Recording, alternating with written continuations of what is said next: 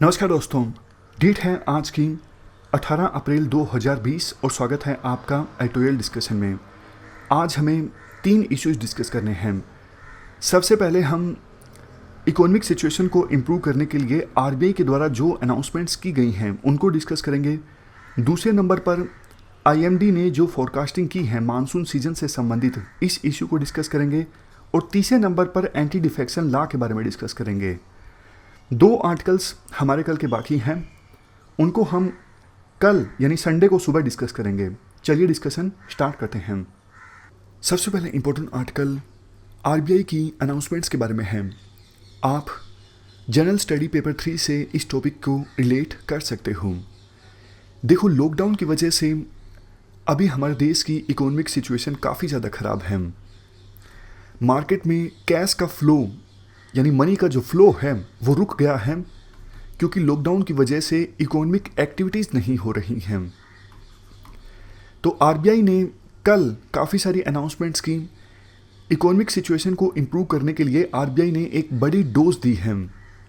इन announcements के 2 main मकसद थे। एक तो देखो, मार्केट में लिक्विडिटी को इम्प्रूव किया जाए, यानी कैश फ्लो को इंक्रीज किया जाए ताकि इकोनॉमिक एक्टिविटीज़ चलें। दूसरा, रेगुलेशन में भी आरबीआई के द्वारा ढील दी गई है। हम आरबीआई की इन अनाउंसमेंट्स को डिस्कस करें इससे पहले आर्टिकल में 2-3 जो बातें बोली जाती हैं उनको जान लेते हैं। पहली बात तो ये बोली जाती है कि आरबीआई ने देखो सही समय पे एंट्री की है। पिछले 2-3 सालों में कुछ एक्सपर्ट्स ने ये क्वेश्चन रेज किए थे कि आरबीआई का काम सिर्फ ये नहीं कि इन्फ्लेशन को 2% से लेकर 6% के बीच में मेंटेन करना, क्योंकि देखो सरकार ने मॉनेटरी पॉलिसी कमेटी को बोल दिया था कि आपका काम ये है कि आपको इन्फ्लेशन मेंटेन करनी है 2 से लेकर 6% के बीच में। आप बाकी सब चीज़ों को तवज्जो मत दीजिए इतनी ज़्यादा। लेकिन अब आरबीआई ने कहा है हम हमारे पास मौजूद हर एक हथियार का, हर एक टूल का इस्तेमाल करेंगे ताकि इकोनॉमिक सिचुएशन को रिवाइव किया जा सके, इकोनॉमी को बूस्ट किया जा सके। दूसरी चीज़ जो आरबीआई की अनाउंसमेंट्स से देखने को मिलती है वो ये है कि आरबीआई ने ग्राउंड से मिल रहे फीडबैक पे काम किया है और उसके बाद अपनी स्ट्रेटजी को चेंज किया है। अब देखो, इन अनाउंसमेंट्स को हम डिस्कस करते हैं, तब आपको और ज़्यादा अच्छे से समझ में आ जाएगा कि कैसे आरबीआई ने ग्राउंड से मिल रहे फीडबैक पे काम किया है और कैसे लिक्विडिटी को इंक्रीज करने की कोशिश की है। सबसे पहली अनाउंसमेंट आरबीआई ने ये की है, रिवर्स रेपो रेट को 0.25% कम कर दिया गया है। ये पहली अनाउंसमेंट है। यहाँ पर देखो, पहले 4% थी रिवर्स रेपो रेट और अब है 3.75%, पहले से 0.25% कम। क्या होती है रिवर्स रेपो रेट, आप बताइए, आपको ज़रूर पता होगा। देखो, रिवर्स रेपो रेट वो रेट होती है, बैंक जो अपना पैसा जमा करवा के रखते हैं आरबीआई के पास, और आरबीआई बैंकों के द्वारा जमा करवाए गए पैसे पे जो इंटरेस्ट रेट देता है उसे कहा जाता है रिवर्स रेपो रेट। अगर देखो रिवर्स रेपो रेट ज़्यादा होती है तो बैंक ज़्यादा अट्रैक्ट होंगे आरबीआई के पास ज़्यादा पैसा जमा करवाने के लिए, क्योंकि बैंकों को लगेगा कि देखो रिवर्स रेपो रेट ज़्यादा है, बैंकों के आरबीआई के पास पैसा जमा करवाना सेफ है, वहाँ पे इंटरेस्ट रेट भी ज़्यादा मिल रही है। तो अक्सर अगर मार्केट से लिक्विडिटी को विड्रॉ करना हो तो आरबीआई रिवर्स रेपो रेट को इंक्रीज कर देता है। इन्फ्लेशन को कम करना हो तब भी आरबीआई ऐसा करता है। लेकिन जब इकोनॉमी को बूस्ट करने की बारी आती है, जब आरबीआई को आवश्यकता महसूस होती है कि मार्केट में पैसे की कमी है, मार्केट में कैश फ्लो को इंक्रीज करना जरूरी है इकोनॉमिक एक्टिविटीज़ को बढ़ाने के लिए, देश के इकोनॉमिक ग्रोथ रेट को इंक्रीज करने के लिए, तो आरबीआई को ये चीज़ महसूस होती है कि बैंक अपना पैसा हमारे पास जमा करवा के ना रखें, हमारे से निकाल कर जो मार्केट में फर्म्स हैं, कंपनीज हैं, उनको लोन दें। तब आरबीआई इस रिवर्स रेपो रेट को कम कर देता है। अब देखो, कम इंटरेस्ट रेट अगर बैंकों को मिलेगा तो वो आरबीआई के पास अपना पैसा नहीं जमा करवाएंगे ना। बैंकों को लगेगा कि आरबीआई इतनी कम इंटरेस्ट रेट दे रहा है, इससे अच्छा तो हम किसी कंपनी को लोन दे देते हैं। लोन अगर बैंक देंगे तो मार्केट में कैश फ्लो का इंक्रीज होगा, इकोनॉमिक एक्टिविटीज ज़्यादा होंगी और इकोनॉमिक ग्रोथ रेट ज़्यादा होगी। 15 अप्रैल तक देखो विभिन्न बैंकों का ऑलमोस्ट 7 लाख करोड़ रुपए आरबीआई के पास जमा है। तो आरबीआई ने रिवर्स रेपो रेट कम कर दिया है, मतलब बैंकों को जो इंटरेस्ट रेट मिल रही थी इस जमा पैसे से उसको कम कर दिया है। आरबीआई का सिग्नल साफ तौर पर यह है कि भाई आप अपना ये पैसा ले जाइए हमारे पास से और अपने पैसे का इस्तेमाल कीजिए मार्केट में विभिन्न फर्म्स कंपनीज को लोन देने के लिए, ताकि मार्केट में लिक्विडिटी इंक्रीज हो। दूसरे अनाउंसमेंट की बात करते हैं। एक सेकंड, ये सारा जो है हम इसको हटा देते हैं। एक टर्म होती है targeted long term repo operations. यहां पर देखो, targeted long term repo operations, इस टर्म का मतलब यह है आरबीआई के द्वारा बैंकों को फंडिंग दी जाती है 1 से 3 साल के लिए रेपो रेट पर। यह मतलब है targeted long term repo operations का। तो आरबीआई ने अभी अनाउंसमेंट ये की है कि हम 50,000 करोड़ रुपए बैंकों को देंगे इन ऑपरेशंस की सहायता से। अब देखो, बैंकों के पास ज़्यादा पैसा आएगा तो वो ज़्यादा लोन देंगे। इसी को ध्यान में रखते हुए आरबीआई ने ये अनाउंसमेंट की है कि हम 50,000 करोड़ रुपए देंगे विभिन्न बैंकों को। बट आप ध्यान से सुनिएगा। देखो, पहले भी आरबीआई ने इन targeted long term repo operations की सहायता से बैंकों को पैसा दिया था, इस सोच के साथ कि बैंक ज़्यादा लोन देंगे एमएसएमईज को, यानी माइक्रो स्मॉल मीडियम एंटरप्राइजेस को, एनबीएफसीज को, यानी नॉन बैंकिंग फाइनेंशियल कंपनीज को। बट बैंकों ने ऐसा नहीं किया। बैंक सेफ खेल गए। रिस्क लेने से बैंक कतरा रहे हैं, क्योंकि पिछले 6-7 सालों में बैंकों को बहुत ज़्यादा एनपीए झेलना पड़ा है। इस वजह से बैंक आजकल रिस्क बहुत कम लेते हैं। तो बैंकों को आरबीआई से ये जो पैसा हासिल हुआ, पहले की हम बात कर रहे हैं targeted long term repo operation से, तो बैंकों ने वो पैसा पीएसयूज में इन्वेस्ट कर दिया। पीएसयूज के बॉन्ड्स परचेज कर लिए, वो पीएसयूज जो अच्छी खासी हालत में थे। अब देखो, आरबीआई ये तो नहीं चाहता था बिल्कुल भी कि वो पीएसयूज जिनके पास ऑलरेडी अच्छा खासा पैसा है उनके बॉन्ड्स में बैंक्स इन्वेस्ट कर दें। आरबीआई तो ये चाहता था कि बैंक एमएसएमईज को लोन दे, एनबीएफसीज को लोन दे। इसी गलती से आरबीआई ने सीखा। अब की बार फिर से आरबीआई ने ये अनाउंसमेंट की है कि हम बैंकों को 50,000 करोड़ की फंडिंग देंगे इन ऑपरेशंस के थ्रू। तो आरबीआई ने ये भी कंडीशन रख दी है कि बैंकों को ये पैसा इन्वेस्ट करना होगा एनबीएफसीज के पेपर में और माइक्रो फाइनेंस इंस्टीट्यूशंस में। अब देखो, माइक्रो फाइनेंस इंस्टीट्यूशंस, एनबीएफसीज, ये खास करके उन लोगों को, उन एंटिटीज को लोन देते हैं जिनको आसानी से लोन नहीं मिल पाता। तो लास्ट माइल कनेक्टिविटी को ये पूरा करते हैं लोन के संदर्भ में अगर हम देखें। इसीलिए शुरुआत में हमने कहा था कि आरबीआई ने ग्राउंड से मिल रहे फीडबैक पे काम किया है। पहले जो आरबीआई ने गलती की थी, फीडबैक मिला आरबीआई को कि बैंकों ने तो जो हमने सोचा था उस प्रकार से काम नहीं किया। गलती से आरबीआई ने सीखा और इस बार डायरेक्टली बैंकों को बोल दिया गया कि आप माइक्रो फाइनेंस इंस्टीट्यूशंस को लोन दीजिए, एनबीएफसीज के पेपर में आप पैसा इन्वेस्ट कीजिए, इसीलिए हम आपको 50,000 करोड़ रुपए दे रहे हैं इन ऑपरेशंस के थ्रू। तीसरी अनाउंसमेंट की बात करते हैं। ये रेगुलेशन संबंधित है। आपको याद होगा, पहले आरबीआई की तरफ से एक अनाउंसमेंट की गई थी कि अभी वो बोरोवर्स जिन्होंने बैंकों से लोन लिया है उनको एक बार इंटरेस्ट देने की आवश्यकता नहीं है। इवन प्रिंसिपल जो देना है उसमें भी रियायत आरबीआई ने दी थी विभिन्न बोरोवर्स को जिन्होंने बैंकों से लोन दिया हुआ है। तो बोरोवर्स को यह डर था कि अभी हम इंटरेस्ट नहीं देंगे, अगर प्रिंसिपल बैंकों को नहीं देते हैं तो कहीं वो हमें नॉन परफॉर्मिंग एसेट की कैटेगरी में ना डाल दें। लेकिन आरबीआई ने अब ये क्लैरिफाई किया है कि 1 मार्च से विभिन्न बोरोवर्स के द्वारा इंटरेस्ट या फिर प्रिंसिपल जो बैंकों को नहीं दिया जा रहा है, इस वजह से उन्हें अभी फिलहाल नॉन परफॉर्मिंग एसेट की कैटेगरी में नहीं डाला जाएगा। यानी जो कैटेगरीज हैं ये एसेट्स की, इनको अभी स्टैंड स्टिल पे डाला गया है। इनमें अभी कोई नया बदलाव नहीं किया जाएगा।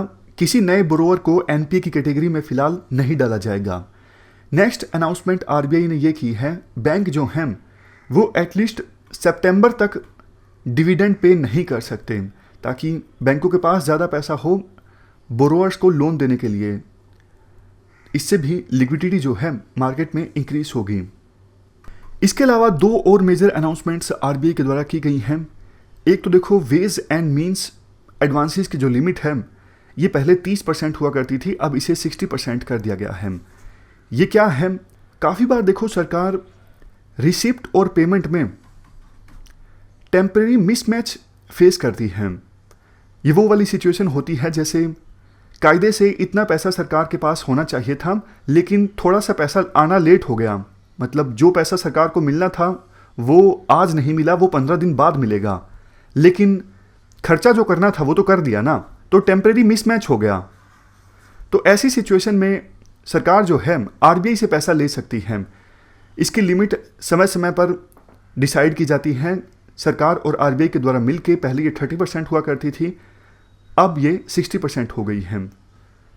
नेक्स्ट अनाउंसमेंट, 50,000 करोड़ की रीफाइनेंस फैसिलिटी एक्सटेंड की गई है। नाबार्ड, सिडबी, एनएचबी यानी नेशनल हाउसिंग बैंक, इन सभी इंस्टीट्यूशंस को, ये जो इंस्टीट्यूशंस हैं ये देखो माइक्रो फाइनेंस इंस्टीट्यूशंस को काफ़ी लोन देते हैं। इसके अलावा एग्रीकल्चर सेक्टर में और स्मॉल इंडस्ट्रीज़ को काफ़ी लोन देते हैं। तो इनको जो ये 50,000 करोड़ की रीफाइनेंस फैसिलिटी दी गई है इससे काफ़ी फ़ायदा होगा। तो कुल मिला के आर्टिकल में कहा जाता है, देखो ये जो अनाउंसमेंट्स हैं आरबीआई की एक कोशिश है इकोनॉमी को फिर से रिवाइव करने के लिए।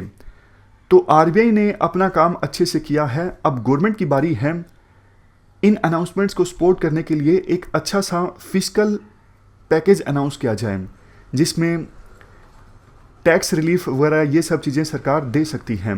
और कुछ सेक्टर्स जो बहुत ज़्यादा स्ट्रेस से गुजर रही हैं जैसे एविएशन सेक्टर, उनको सपोर्ट करने के लिए सरकार कदम उठा सकती है। तो जल्द से जल्द सरकार भी अपना फिस्कल पैकेज अनाउंस करे। चलते हैं आगे। नेक्स्ट आर्टिकल वेदर फोरकास्टिंग से संबंधित है। आप जीएस पेपर 1 के इस टॉपिक से आर्टिकल को रिलेट कर सकते हो। क्या कंटेस्ट है? देखो आईएमडी ने हाल ही में अनाउंस किया कि इस साल मानसून नॉर्मल रह सकता है। आईएमडी के द्वारा देखो 2 स्टेज फोरकास्ट सिस्टम फॉलो किया जाता है, यानी 2 स्टेजेस में फोरकास्टिंग की जाती है आईएमडी इंडियन मेट्रोलॉजिकल डिपार्टमेंट के द्वारा। पहले स्टेज की फोरकास्टिंग की जाती है अप्रैल में, जो अब कर दी गई है। अप्रैल में जब फोरकास्टिंग की जाती है आईएमडी के द्वारा तो मोटा मोटा अंदाज़ा बताया जाता है, जैसे सूखा रह सकता है या फिर मानसून नॉर्मल रह सकता है या फिर बहुत ज़्यादा रेन हो सकती है। इस प्रकार से बड़ा बड़ा अंदाज़ा लगाया जाता है, माइन्यूट डिटेल्स नहीं दी जाती हैं। लेकिन दूसरे स्टेज की फोरकास्टिंग जब की जाती है जून के अंत में, तो उस समय थोड़ी ज़्यादा डिटेल्स दी जाती हैं आईएमडी के द्वारा, जैसे देश के किस हिस्से में मानसून का जो डिस्ट्रीब्यूशन है वो किस प्रकार से रह सकता है, या फिर कोई बहुत ज़्यादा खतरा अगर आने वाला है, मान लीजिए बहुत कम बारिश होने वाली है या फिर बहुत ज़्यादा बारिश होने वाली है जिससे फ्लड आ सकती है, तो इस प्रकार की फोरकास्टिंग भी जून में की जाती है आईएमडी के द्वारा। नॉर्मल का मतलब देखो ये है, इंडिया में मानसून की बारिश का जो लॉन्ग टर्म एवरेज है, मतलब एवरेज तौर पर हर साल जितनी बारिश होती है ऑलमोस्ट उतनी ही बारिश होगी। हाँ, 5% एरर मार्जिन है, 5% ऊपर नीचे हो सकता है।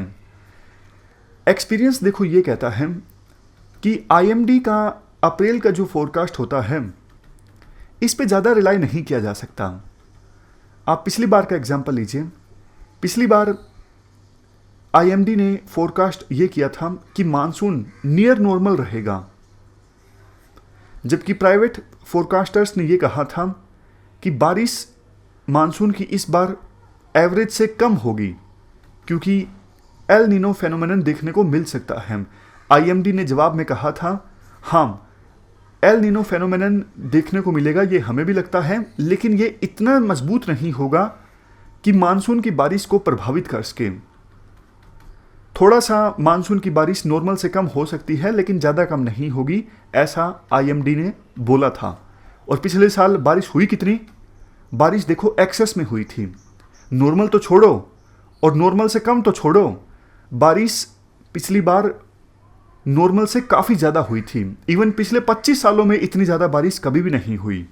तो आर्टिकल में कहा जाता है अप्रैल का जो फोरकास्ट होता है आईएमडी का, ये ज़्यादा रिलायबल नहीं होता है। अप्रैल में जो फोरकास्ट किया जाता है वो किस आधार पर किया जाता है? ये स्टैटिस्टिकल फोरकास्ट सिस्टम के आधार पर किया जाता है।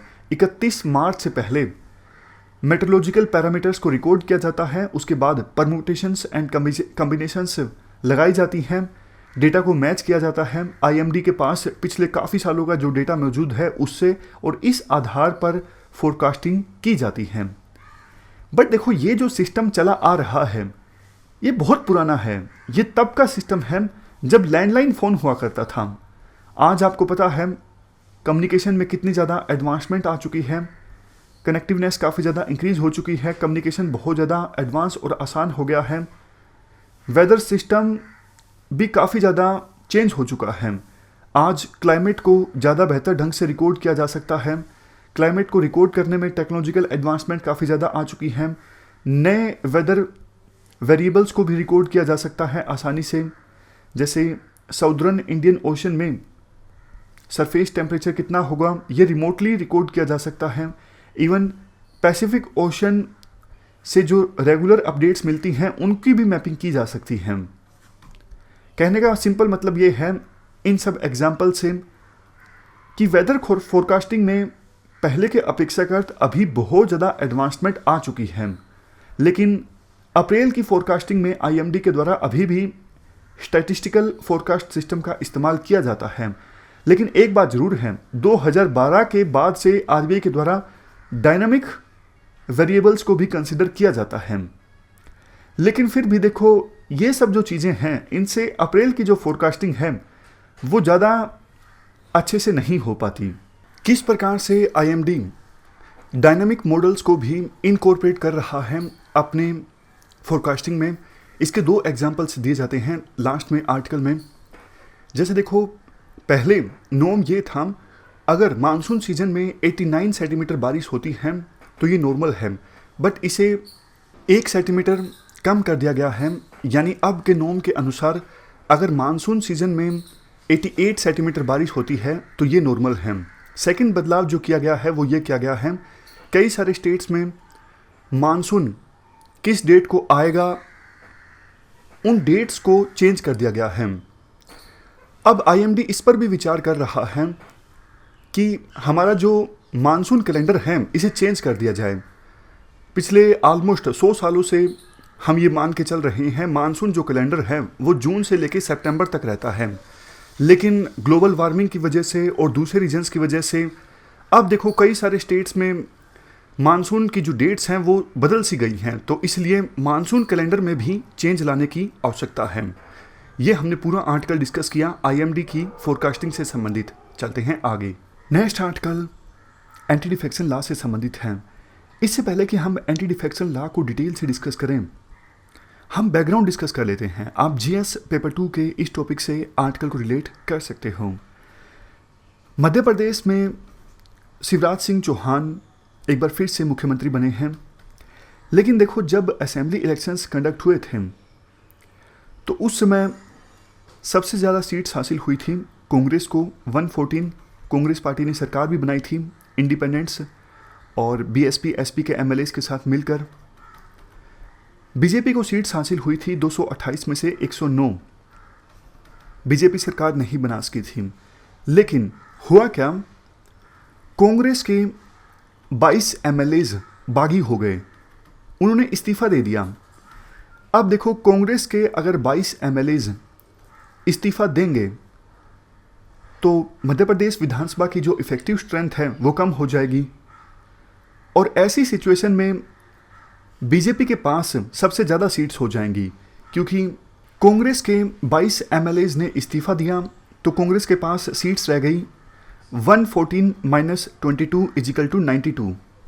114 पहले से 22 माइनस कर दीजिए, टोटल सीट्स रह गई कांग्रेस के पास 92, और बीजेपी के पास कितनी 107। दो इनके एमएलएज ने इस्तीफा दे दिया था तो 109 माइनस 2 107, और 22 एमएलएज ने इस्तीफा दे दिया है तो मध्य प्रदेश असेंबली की इफेक्टिव स्ट्रेंथ कितनी हो जाएगी 228 माइनस 22 206। तो अब देखो 206 में से बीजेपी के पास हैं 107, यानी इनके पास मेजोरिटी है। तो इनकी सरकार बन गई और शिवराज सिंह चौहान ने फिर से मुख्यमंत्री पद की शपथ ली। इस प्रकार का खेल देखो कर्नाटक में भी देखने को मिला। पहले जेडीएस प्लस कांग्रेस की सरकार थी, लेकिन इनके 17 एमएलएज ने इस्तीफा दिया, बीजेपी को ज्वाइन किया, फिर से इलेक्शंस कंडक्ट हुए और येदियुरप्पा मुख्यमंत्री बन गए। आर्टिकल में कहा जाता है ये तो देखो एंटी डिफेक्शन लॉ को पूरी तरह से इररिलेवेंट बना देता है। मतलब एंटी डिफेक्शन लॉ में जो कमी है उसका फ़ायदा उठा के विरोधी पार्टी के एमएलएज को इस्तीफा दिलवाया जाता है ताकि विपक्षी पार्टी की सरकार बन सके। तो ये एंटी डिफेक्शन लॉ के अगेंस्ट है। एंटी डिफेक्शन लॉ जिन वैल्यूज़ के हिसाब से, जिस ऑब्जेक्टिव के साथ से हिसाब से लाया गया था, वो ऑब्जेक्टिव सर्व नहीं होता जब इस प्रकार की चीज़ें होती हैं। तो ये एक काइंड ऑफ बैकग्राउंड था। अब हम एंटी डिफेक्शन लॉ के बारे में डिटेल से जान लेते हैं। एंटी डिफेक्शन लॉ हमारे देश में आया था 1985 में। 52nd कॉन्स्टिट्यूशनल अमेंडमेंट की सहायता से एंटी डिफेक्शन लॉ से संबंधित प्रोविजंस को ऐड किया गया था 10th शेड्यूल में। मकसद क्या था? मकसद था पॉलिटिकल डिफेक्शंस को कर्ब करना। देखो 1985 से पहले एमपीज और एमएलएस की खरीद फरोख्त बहुत ज़्यादा हुआ करती थी, जिसे हॉर्स ट्रेडिंग के नाम से जाना जाता है। रूलिंग पार्टी में हमेशा यही डर रहता था कहीं रूलिंग पार्टी के जो एमएलएज हैं वो दूसरी पार्टी में ना चला जाए और अपोजिशन पार्टी जो है वो सरकार ना बना ले। पॉलिटिकल इंस्टेबिलिटी काफ़ी ज़्यादा हुआ करती थी।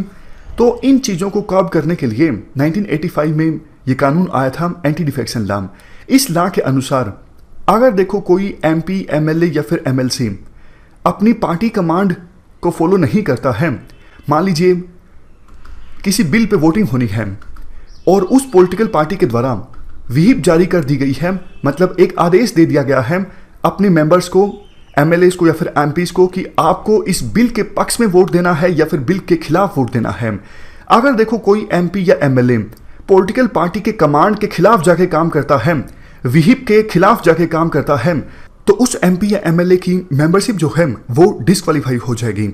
और देखो ऐसा सिर्फ इंपॉर्टेंट बिल्स पर नहीं होता, मतलब no confidence motion, money bill, सिर्फ इन पे नहीं होता, सभी बिल्स पे ये एप्लीकेबल होता है। सभी बिल्स पर पॉलिटिकल पार्टी के द्वारा अपने मेंबर्स के लिए व्हिप जारी की जा सकती है, कमांड जारी की जा सकती है। कुछ और ग्राउंड्स की हम बात करें डिस्क्वालिफिकेशन से संबंधित। अगर देखो कोई मेंबर अपनी पॉलिटिकल पार्टी की मेंबरशिप वॉलंटरी यानी अपने आप से छोड़ देता है, तो उसकी विधानसभा या फिर पार्लियामेंट की जो सदस्यता है वो भी अपने आप चली जाएगी। एग्जाम्पल के तौर पे प्रधानमंत्री मोदी चुने गए हैं वाराणसी की सीट से। अगर प्रधानमंत्री मोदी बीजेपी पार्टी को छोड़ देते हैं तो प्रधानमंत्री मोदी की जो मेंबरशिप है संसद में, लोकसभा की, वो अपने आप चली जाएगी अगर वो बीजेपी को छोड़ देते हैं, क्योंकि वो बीजेपी की टिकट पर ही वाराणसी से चुने गए थे। नेक्स्ट ग्राउंड, मान लीजिए देखो लोकसभा में किसी बिल पर वोटिंग होनी है और बीजेपी के द्वारा व्हिप जारी कर दी जाती है सभी मेंबर्स के लिए कि आपको इस बिल के समर्थन में वोट देना है। लेकिन अगर कोई बीजेपी का मेंबर बिल के खिलाफ वोट दे देता है या फिर एब्सटेन कर देता है, तो ये एक ग्राउंड बनता है डिस्क्वालिफिकेशन का। उस मेंबर की जो सदस्यता है वो रद्द हो सकती है लोकसभा से। नेक्स्ट ग्राउंड, अगर देखो कोई लोकसभा का सदस्य इंडिपेंडेंट चुन के आया है, मतलब वो किसी पॉलिटिकल पार्टी से संबंध नहीं रखता है, वो निर्दलीय चुन के आया है, लेकिन वो कोई पॉलिटिकल पार्टी ज्वाइन कर लेता है, तो उसकी भी जो मेंबरशिप है वो रद्द हो जाएगी। नेक्स्ट देखो राज्यसभा में 12 नॉमिनेटेड मेंबर्स होते हैं। अगर वो नॉमिनेटेड मेंबर्स 6 मंथ्स के अंदर अंदर, 6 महीनों के अंदर अंदर कोई पॉलिटिकल पार्टी ज्वाइन कर लेते हैं तो ठीक है। अदरवाइज उसके बाद अगर वो किसी पॉलिटिकल पार्टी को ज्वाइन करते हैं तो उनकी भी जो सदस्यता है वो रद्द हो जाएगी। ये भी एक ग्राउंड है डिस्क्वालिफिकेशन का। डिस्क्वालिफिकेशन संबंधित जो फैसला है वो देखो चेयरमैन या फिर हाउस के स्पीकर के द्वारा किया जाता है। ये तो हमने बात की एंटी डिफेक्शन लॉ से संबंधित कुछ बेसिक्स की। अब हम एंटी डिफेक्शन लॉ के पक्ष में और विपक्ष में कुछ आर्गुमेंट्स को डिस्कस करते हैं। पक्ष में देखो सबसे पहला आर्गुमेंट ये है, एंटी डिफेक्शन लॉ गवर्नमेंट को स्टेबिलिटी प्रोवाइड करता है। 1985 से पहले क्या हुआ करता था, सरकार आज है कुछ पता नहीं, शाम को सरकार गिर जाए, अपोजिशन पार्टी जो है वो रूलिंग पार्टी के कुछ एमएलएज खरीद ले और अपनी सरकार बना ले। हमेशा डर का माहौल रहता था, इंस्टेबिलिटी काफ़ी ज़्यादा रहती थी। लेकिन जब से एंटी डिफेक्शन लॉ आया है पॉलिटिकल स्टेबिलिटी आई है। नेक्स्ट, एंटी डिफेक्शन लॉ देखो ये इंश्योर करता है एमपी या एमएलए जो हैं वो अपनी पॉलिटिकल पार्टी की जो पॉलिसीज हैं उनके प्रति लॉयल रहें, क्योंकि विहिप जब जारी कर दी जाती है पॉलिटिकल पार्टी के द्वारा तो एमपी और एमएलए को उसी के अकॉर्डिंग अपना वोट देना होता है। वो अपनी पॉलिटिकल पार्टी की पॉलिसीज के प्रति लॉयल रहते हैं। इससे देखो पार्टी में भी डिसिप्लिन आता है। इवन आप ये भी लिख सकते हो एंटी डिफेक्शन लॉ के पक्ष में, इससे हॉर्स ट्रेडिंग रुकी है, मतलब विधायकों की जो खरीद फरोख्त है वो रुकी है। जो एमपी और एमएलए हैं वो अपने काम पर फोकस कर सकते हैं। अदरवाइज तो देखो लगातार अपोजिशन पार्टीज के द्वारा प्रलोभन दिए जाते हैं रूलिंग पार्टी के एमएलए को कि आप हमारी पॉलिटिकल पार्टी में शामिल हो जाइए, हमें समर्थन दे दीजिए, हम आपको 100 करोड़ दे देंगे, हम आपको मिनिस्टर की बर्थ दे देंगे। तो ये सब चीज़ें कम हुई हैं, होती तो देखो आज भी हैं, लेकिन जितना 1985 से पहले हुआ करती थी रिलेटिवली कम हुई हैं। आज आप देख सकते हो कर्नाटक में किस प्रकार से क्राइसिस चल रहे हैं। तो यूं तो नहीं कह सकते कि पूरी तरह से ये जो चीज़ें हैं वो रुक गई हैं, लेकिन जितना 1985 से पहले हुआ करती थी, जिसे कहा जाता है आयाराम गयाराम की राजनीति। ये आयाराम गयाराम की राजनीति का नाम पता कैसे पड़ता है? एक एमएलए थे जिनका नाम था गयाराम। उन्होंने 2 हफ्तों के अंदर 3 बार अपनी निष्ठा चेंज की। तो तीसरी बार जब वो पॉलिटिकल पार्टी में आए तो प्रेस कॉन्फ्रेंस ऑर्गेनाइज हो रही थी, तो उस समय बोला गया था कि गयाराम अब आयाराम हो गए हैं।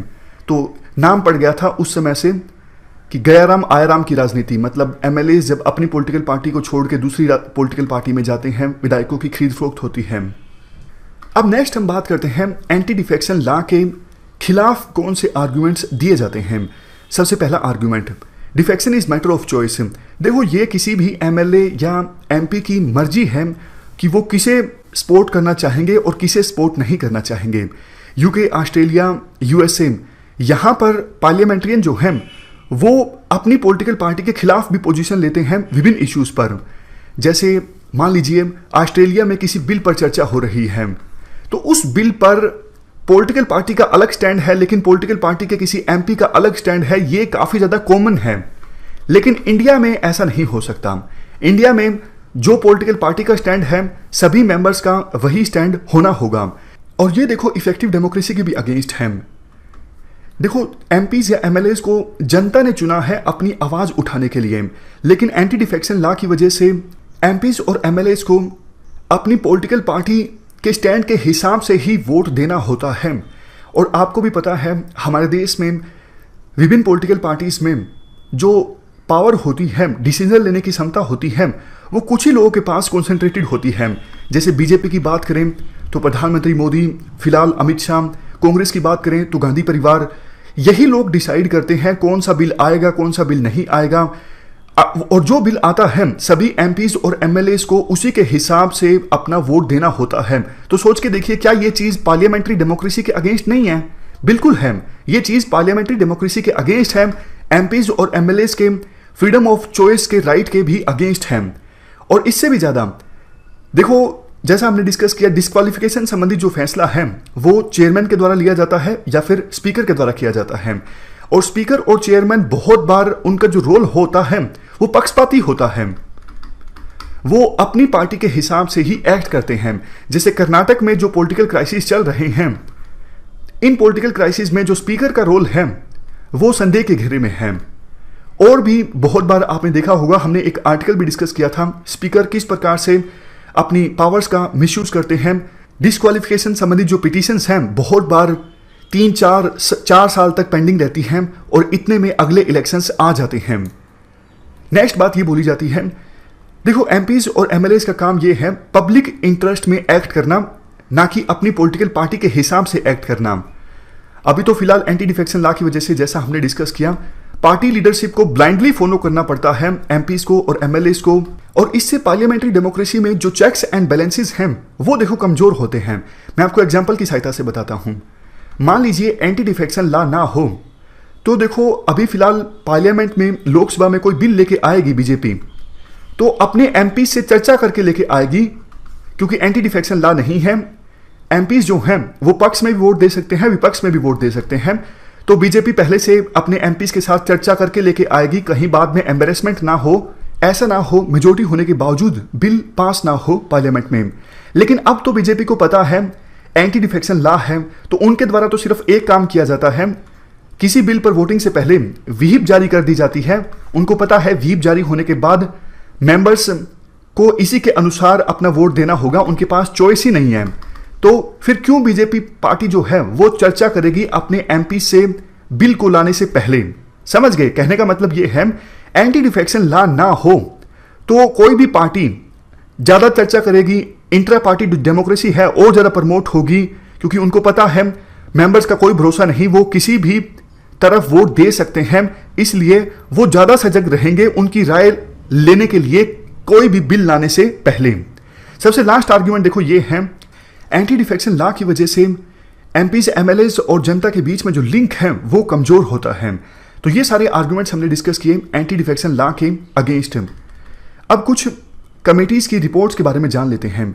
दिनेश गोस्वामी कमेटी ने यह कहा था, स्पीकर के बजाय प्रेसिडेंट और गवर्नर के पास पावर होनी चाहिए डिस्क्वालीफाई करने की किसी एमपी या एमएलए को एंटी डिफेक्शन लॉ के अकॉर्डिंग, और गवर्नर और प्रेसिडेंट काम करें इलेक्शन कमीशन की एडवाइस से।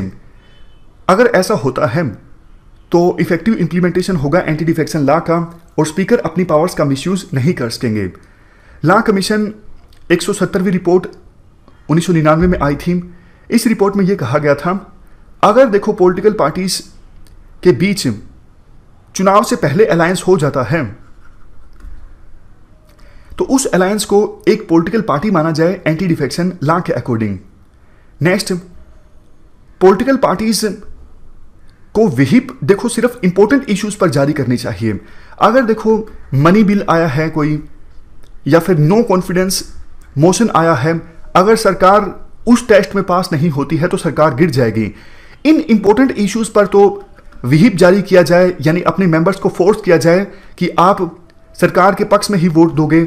लेकिन छोटे मोटे जो बिल आते हैं, इन बिल्स पर मौका देना चाहिए एमपीज को या एमएलएज को कि आप अपनी इच्छा के अनुसार वोट दे सकते हो, अपनी इच्छा के अनुसार डिबेट में पार्टिसिपेट कर सकते हो। अगर ऐसा होता है तो ट्रू डेमोक्रेसी हमारे देश में आएगी। एमपीज और एमएलएज हैं वो अपने हिसाब से अपना व्यू प्रकट करेंगे जो उनको अच्छा लगता है, वो क्योंकि पॉलिटिकल पार्टी की जो राय है उन पर बाइंडिंग नहीं होगी।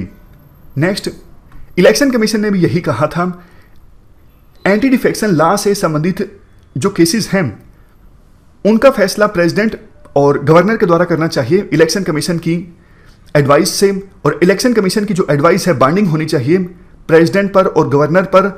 डिफेक्शन से संबंधित केसेस में स्पीकर को इन मामलों में फैसला नहीं देना चाहिए, क्योंकि स्पीकर जो है आमतौर पर पक्षपाती फैसला देते हैं। तो ये हमने व्यूज डिस्कस किए विभिन्न कमेटीज के। वैसे देखो कुछ कॉन्स्टिट्यूशनल एक्सपर्ट्स ये भी राय देते हैं, एंटी डिफेक्शन लॉ से संबंधित केसेस का फैसला किसी ऑटोनोमस बॉडी को करना चाहिए।